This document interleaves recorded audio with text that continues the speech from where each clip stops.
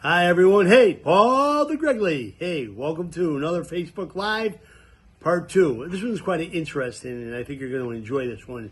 It's called, How Do You Handle a Troubled Conversation? And boy, I tell you, most of us have a lot of those every day. You know, I always say that every day we have surprises. We don't like surprises that become problems, but we do love surprises, I can tell you that. That's for sure. But in any event, every day something comes up, and when you're in a situation where you have a troubled conversation, what do you say? How do you handle it? And what do you do about that?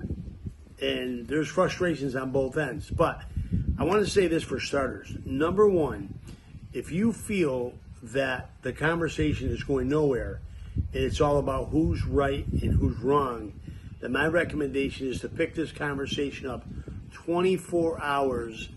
And the most important thing is to make sure that you pick it up again the next day, or you wait 24 hours.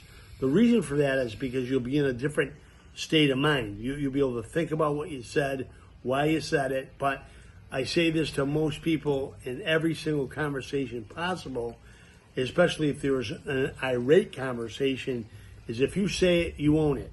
And, you know, when you say something, it's like a piece of tissue paper. If you tear a piece of tissue paper, you'll never get it back to its natural state. So number one, wait 24 hours. Number two, you as the leader, or where the problem lies, let that individual talk. And let them talk for 5 to 6 minutes without you saying one word. What they say, it might not be valid. It could be valid or whatever, but even though if you have a solution to the problem, then you want to wait and you want to make sure that you don't respond to it in a negative tone of voice, if you will. All right? And number three, really understand what their purpose is, what their outcome is going to be, and see if there's a result. Remember, it's not necessarily who's right or who's wrong. There might be a situation that the individual might want to help you with a certain thing, or they're trying to get your attention, and they don't know how to get your attention in a positive way, so they'll get it in a negative way. So, I mean, that's really the bottom line. So there you have it. How do you handle, troubled conversations?